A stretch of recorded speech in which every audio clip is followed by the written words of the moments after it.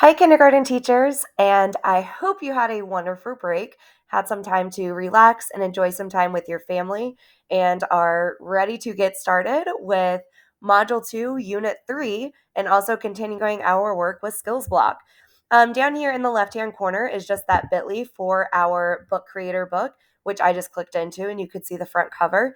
It is just bit.ly /KT for tidbits, and that should take you directly to this book to open it up. Again, once you get inside of our book, you can click on the date that you're going to be planning for, which this one is for January 6th, and you will just click open that page. Again, you guys will be starting after break on Module 2, Unit 3. So getting ready to close out all of the work students have worked so hard on with learning about weather from Units 1, 2, and now closing things out with Unit 3. For this week of January 6th through the 10th, students will be learning about Lesson 1 to Lesson 5 if you are on pace with the pacing guide. So starting off in Lesson 1, students will be focusing on speaking and listening, getting ready to prepare to write their weather stories. Students will get to listen to The Snowy Day as their mentor text, and then students will also get to figure out and determine how the weather affects Peter's day by discussing appropriate clothing and activities that they could do during snowy weather. Moving into Lesson 2, students will continue that work with that focused read aloud, and they will create their characters as these different puppets. So they'll get to act out and kind of role play what's happening in their story. Peter and his mother, they're going to use those visuals and discuss what's happening in the story to support their comprehension. Students will then start writing their own weather stories by thinking about the character of their story. Moving into Lesson 3, continuing on with that focused read aloud, students will start thinking and discussing the setting of the story and then also thinking about their own setting of what type of weather their story is going to be about. Make sure to check out the assessments at the end of the unit and the performance task to make sure you're setting students up for success when they're planning out their story. Lesson 4 and 5, again, working on that focused read aloud and then making connections to their own story. Lessons 4, students will talk about those different events that are happening and their own story and connecting it to what happened in the snowy day. And then closing out with Lesson 5, they will be thinking about their character's reaction. How did that character feel during that day when they were experiencing that weather? Just a reminder, some important materials. Obviously, you need your mentor text.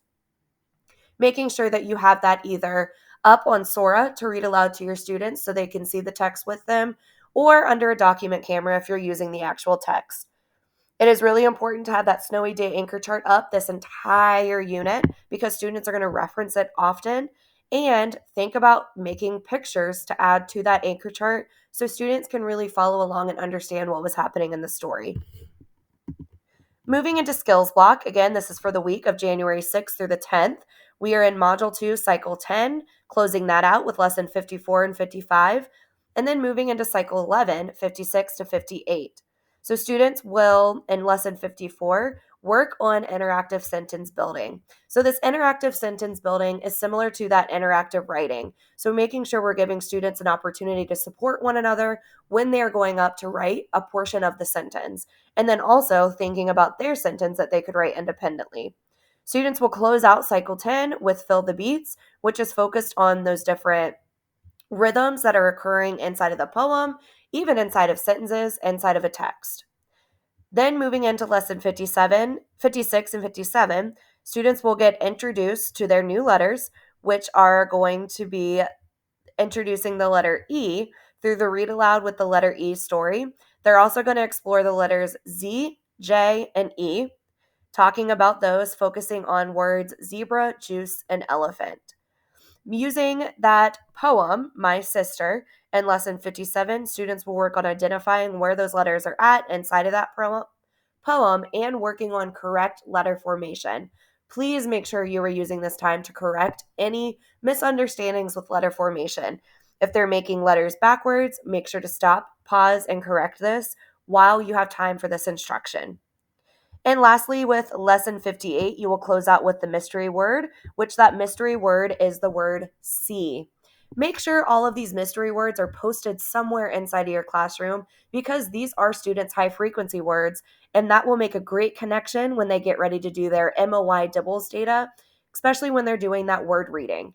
So if we are teaching and instructing with these mystery words, and in some of our other grades, Snap or Trap, we are introducing them to high frequency words, which is going to show up with that Dibbles assessment. So you should see that improve over time.